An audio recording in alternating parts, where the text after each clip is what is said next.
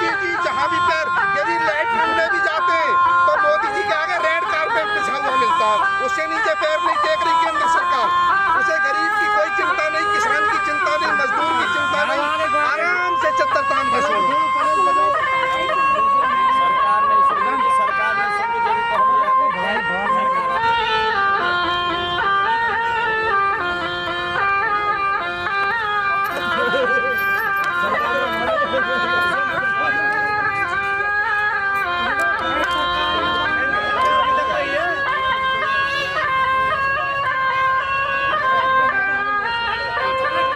कि जिस व्यक्ति के ऊपर हमारी बात का कोई असर न हो उसके लिए कहावत बनाई गई है कि भैंस के आगे बीन बजाना, ये मुहावरा है।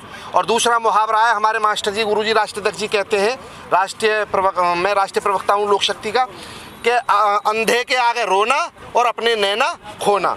ये केंद्र सरकार की स्थिति वैसी है। हमने भैंस को भी रेड कारपेट पे खड़ा किया, इसीलिए हमारा मैसेज केवल भैंस तक नहीं था। हमारा मैसेज ये था कि जो गरीब की और मजदूर की और कमज़ोर की बात करके, गरीब मोहल्ले और नुक्कड़ की बात करके केंद्र में आए मोदी जी और चाय वाले बन करके आए, चाय पे चर्चा करके, आज उनकी लैट्रिन तक भी रेड कारपेट बिछा हुआ है। वो लैट्रिन में भी रेड कारपेट से नीचे पैर नहीं रखते हैं। ये कैसी सरकार है भाई? काय को आप धोखा दे रहे हो? किसको धोखा दे रहे हो? लेकिन ये किसान है, इसकी ताकत को यदि सद्बुद्धि परमात्मा दे केंद्र सरकार को, या तो इसकी ताकत को पहचान ले। ये हमारी बनाई हुई सरकार है, हमने ही चुनी है। 70% किसान ने वोट दिया मोदी जी को। पिछली सरकारों ने हमारे साथ धोखा दिया, उनको हमने पलट दिया। यदि ये धोखा देंगे तो पलटने में इनको भी देर नहीं लगेगी। तो क्या लग रहा है, कल भारत बंद की जिस तरह से घोषणा की है किसानों ने, तो क्या लग रहा है भारत बंद हो पाएगा? देखिए, मैं एक अपील करता हूँ कि जोर ज़बरदस्ती किसी के साथ नहीं है। जोर ज़बरदस्ती वाली जो लड़ाई होती है वो कमज़ोर होती है। ना हमको कोई बाज़ार ज़बरदस्ती बंद करवाने हैं, ना किसी से हमें ज़बरदस्ती। मैं पूरे देश की जनता से अपील करता हूँ, चाहे मजदूर वर्ग है, चाहे व्यापारी वर्ग है, चाहे दूसरे वर्ग हैं, कि देश का किसान यदि समृद्ध है तो सारा देश समृद्ध है, और यदि देश का किसान संकट में है तो कोई भी समृद्ध नहीं है और कोई भी सुखी नहीं रहेगा।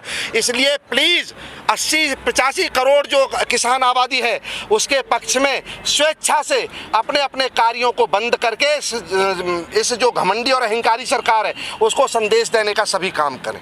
क्या सरकार इस भारत बंद से बिल वापस ले पाएगी? आप क्या लग रहा है? अब ये तो सवाल सरकार से पूछोगे आप, मुझे तो नहीं पता। क्योंकि मैंने एक शेर सुना है कि हर आदमी में होते हैं 10-20 आदमी, जिसको भी देखना हो कई बार देखना। हमने एक ही तरह से देखा था मोदी जी को, इसलिए धोखा खा गए। और नहीं 10-20 तरह से अंदर घुस के देखते तो पहले ही पता चल जाता कि इनके भीतर क्या है। ये तो अडानी अंबानी से वादा करने वाले हैं, ये तो WTO में वादा करके आए हैं। इसलिए सारे देश की 80 करोड़ जनता को फांसी के फंदे पर लटकाने का इन्होंने मन बना लिया है। ये तो मोदी जी बता पाएंगे, लेकिन धोखा दिया सरकार ने हमको। सरकार तो कह रही है कि मोदी किसानों के पक्ष में बिल है। अब सरकार का तो काम है कि ना है, तो आज घोषणा कर देना जनता कर्फ्यू का। जब कोरोना काल हुआ था तो मोदी जी ने एक दिन का जनता कर्फ्यू करवाया था। किसान हित में आज घोषणा कर रहे ना कल जनता कर्फ्यू रहेगा। भाजपा पर सब समर्थन कर रहे ना कल के बंद में। विपक्ष को तो कह रहे हैं, खुद क्यों नहीं आते किसानों के साथ? अरे मानो ना मानो, आप जब मानोगे, मानते रहोगे, मांगोगे महीने में, 2 महीने में, 10 महीने में, लेकिन आप देश के अन्नदाता के पक्ष में करो ना आप जनता कर्फ्यू का ऐलान। कोविड में तो मोदी जी करो और सारे मंत्री संतरी सब जो भारत बंद में समर्थन करें, आए मैदान में। दूसरे विपक्ष वालों पे सवाल उठा रहे, मैं तो कह रहा हूँ उन पे सवाल उठाने के बजाय भाजपा के लोगों को भी आना चाहिए हमारे समर्थन में, सभी को। वो लोग तो गिरफ्तारी कर रहे हैं, जैसे आज बड़े नेता की गिरफ्तारी। भाई देखो भैया, गिरफ्तारी करो। हमारा देखिए, हमारे 4 अड्डे हैं। सबसे पहला अड्डा तो हमारा दिल्ली जाना है, संसद भवन पे अपनी बात रखने को। वहाँ नहीं जाएंगे तो हम जेल जाएंगे, वहाँ भी नहीं जाने देंगे तो हमें अस्पताल भेजेंगे ये, और वहाँ भी नहीं जाएंगे तो शमशान घाट से अंतिम तो कोई ठिकाना है नहीं, हम वहाँ जाएंगे। लेकिन तिल तिल करके नहीं मरेंगे। एक बार मरना है। मार्शल कौम है, क्षत्रिय कौम है, अपना हक लेके मानेंगे। मोदी जी से पूछो जरा जाकर के, कोई बैंगन कौन से पेड़ पे लगता है? बता देंगे। करेला कैसे लगता है? ऊपर लगता है, नीचे लगता है, बेल पे लगता है, जमीन में करता है? कुछ पता नहीं है इनको, कुछ भी नहीं है पता, बिल्कुल। ये केवल बस एक ही काम धंधा ले लिया है। असल में ये धोखा खा गए देश को समझने में। मैंने सोचा था कि हिंदू मुसलमान की पढ़ाई करके आए और अमित शाह दोनों, इन्होंने सोचा कि ये कला तुम पे आवे, इसको जैसा जिधर चाहे ब्रह्मास्त्र की तरह कभी घुमाते रहना। लेकिन इन्हें ये पता नहीं था कि किसान भी आएगा एक दिन सामने। देश वो पढ़ाई इन्होंने पढ़ी नहीं कि इसको क्या जवाब देना, इसलिए फेल हो रहे हैं। हिंदूवादी है तो देश का 80% किसान हिंदू है, वो भी तो हिंदू है। सबसे ज्यादा खेती कर रहा है देश में तो हिंदू कर रहा है। अगर ये वास्तव में हिंदूवादी हैं, अगर ये वास्तव में हिंदू की दुहाई देते हैं तो देश के किसान की, अन्नदाता की, किसान देवता की आवाज सुने, किसान भोले भाले की आवाज सुने। किसान को भोला भाला कहा गया है। भोला माने जानते हो? महादेव।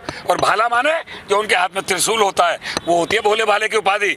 जिस दिन महादेव ने अपना तीसरा आंख खोल दिया ना और त्रिशूल हाथ में ले लिया, दिल्ली की कुर्सी पलट जाएगी। इस्तीफा दे देकर, त्याग पत्र देकर अपने आप भागेंगे। अभी तो किसान भोला भाला अपना रूप दिखाई नहीं रहा। भोले माने महादेव और भाला माने त्रिशूल। जिस दिन इस किसान का तीसरा नेत्र खुल गया, कोई ढूंढा नहीं पाएगा। पाकिस्तान और चीन और अफगानिस्तान छिपके ढूंढेंगे। ये जो सरकार सत्ता में बैठी है दिल्ली में, ये असली भाजपा नहीं है, नकली भाजपा है। असली भाजपा गांवों में बैठी है। ये असली मोदी नहीं है, नकली मोदी है। असली मोदी कहीं दूसरे विदेश में चला गया, मैं कह रहा हूं। असली मोदी विदेश चले गए, नकली मोदी प्रधानमंत्री बन के बैठे हैं। असली भाजपा कहीं छिप गई, नकली भाजपा सत्ता में बैठी है। कल कृषि राज्य मंत्री ने बयान दिया ना, असली किसान खेत में है, नकली किसान बॉर्डर पे है।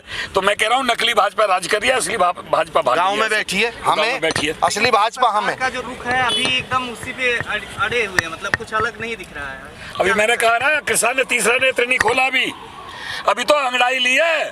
आगे की लड़ाई तो अभी जो रणनीति है वो तो छिपी पड़ी है। अभी जिस दिन भोले भाले का तीसरा नेत्र खुल गया, उस दिन विदेशों में जगह नहीं मिलेगी ढूंढने को। संयुक्त राष्ट्र संघ ने समर्थन किया है इसका। संयुक्त राष्ट्र संघ जहां जाकर के मोदी पाकिस्तान के उनकी बात करते हैं, उस संयुक्त राष्ट्र संघ ने किसानों के फेवर में बयान दिया है। इन्होंने एक धंधा बना लिया है। इन्होंने अपने आप को बचाने का, अपनी नाकामी और अपनी कमजोरियों को छिपाने का एक हथियार पैदा कर दिया। क्या है कि यदि कोई आदिवासी भाई अपनी बात करेगा, उसे नक्सलवादी और माओवादी बताओ। कोई मुसलमान भाई अपने हक की बात करने लगा, उसे आतंकवादी और पाकिस्तानी बताओ। कोई सिख भाई अपनी आवाज़ उठाने लगा, उसे खालिस्तानी बताओ। और किसान यदि अपनी बात करने लगा तो उसे कांग्रेसी बताओ, बसपाई बताओ, सपाई बताओ और विपक्ष का बताओ। यानी मुझे ये बताओ, यदि सारे देश का किसान ही विपक्षी है तो ये मोदी जी 2 बार जो बम्पर ओपनिंग के साथ सत्ता में आए हैं, पाकिस्तान, अफगानिस्तान और इराक और ईरान से वोट मिले इनको। हमने नहीं दिया वोट, हमने वोट दिया है। और हमने वोट दिया तो हम अपने प्रधानमंत्री से बात करने का पूरा हक रखते हैं। और यदि नहीं सुनोगे ना मोदी जी, तो वहीं चाय के स्टॉल पर पहुंचा देंगे जहां से आए हो चल करके, जिसकी दुहाई देते हो। तोमर जी ने ट्वीट किया और कहा है कि एमएसपी तो कहीं नहीं जाएगी, भरोसे में। ऐसा तोमर जी तो दही चला रहे हैं। जहां वार्ता में जो लोग गए ना, मेरी उनसे बात हुई है, नाम नहीं खोलूंगा यहाँ पर क्योंकि अंदर की बात है। उन्होंने खुद बताया कि जो वहां बैठाए जा रहे हैं वार्ता करने के लिए, वो सिर्फ काट के उल्लू हैं। उनको कोई अधिकार ही नहीं है अपनी तरफ से डिसीजन लेने का। वो हर 5 मिनट में सांप नेवला की लड़ाई के बारे में आपको नहीं पता, जब सांप नेवला दोनों लड़ते हैं ना, तो नेवला हर तीसरे चौथे मिनट लड़ाई को बीच में छोड़ करके झाड़ियों में घुसता है। और कोई जड़ी होती है कि सांप जो जहर उसको लगाता है, जहर का डंक, उस जहर को काटने के लिए उस जड़ी को सूंघ के आता है और फिर मैदान में आ जाता है बीच में। ऐसे ही पीयूष गोयल जी और ऐसे ही तुम्हारे वो जो तोमर जी हर 5 मिनट में जाते थे किसी आका को फोन करने को, साहब यहाँ तो ये हो गया, अब क्या करना है बताओ, जल्दी जल्दी बताओ। अरे भाई, जब तुम्हें अधिकार नहीं है, तुम केवल असफलता का मुखौटा बना के बैठाए हो, तो इस्तीफा दो या वार्ता से अलग हटो। जिसको जो सक्षम है और जो वार्ता कहने का अधिकारी है, जो जिसे राइट है पूरी तरह से निर्णय लेने का, मोदी जी को बिठाओ, मोदी जी हैंडल करें, अमित शाह हैंडल करें। लेकिन उन पर तो पढ़ाई हिंदू मुसलमान की आती है, किसान वाली वो सीख के ही नहीं आए थे, इसलिए फेल हो गए आकर के। भाई किसान तो अपनी बात रखेगा, ये हिंदू मुसलमान वाला तुम चलाओ जहाँ चलाते रहोगे कि ये चलने वाला ज़्यादा नहीं है। लेकिन जब भूखा आदमी होता है ना, उसे सबसे पहले निवाला चाहिए, ना मंदिर चाहिए, ना मस्जिद चाहिए, ना शिवाला चाहिए, केवल भूखे पेट को निवाला चाहिए, निवाला। आपने भी कहा भैंस के आगे, आपने यहाँ पे अभी कहा भैंस के आगे बीन बजाना, लेकिन मोदी सरकार को ये कहा जाता है कि बहुत मजबूत सरकार है, पीछे हटने वाली नहीं है। हम भी पीछे हटने वाले नहीं। ये बताओ, बनाने वाला मजबूत होता है या जो बनता है वो मजबूत होता है? हम बनाने पीछे नहीं हटे। नहीं, हम बनाने वाले हैं। हमने मोदी जी को बनाया तो मजबूत तो हमें ना उनसे। हम ही कौन से हट रहे हैं पीछे? हम रत्ती बनना हट रहे। यदि वो इतने नहीं हटेंगे तो हम चेटी के बराबर भी नहीं हटने वाले, राई के बराबर भी।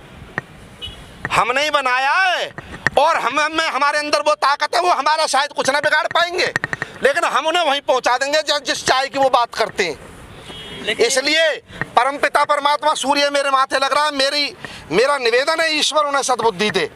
हम फिर कह रहे हैं, ये हमने बनाई है सरकार, ना हम सरकार को गिराने आए, ना झुकाने आए, ना मिटाने आए, ना टिकाने आए।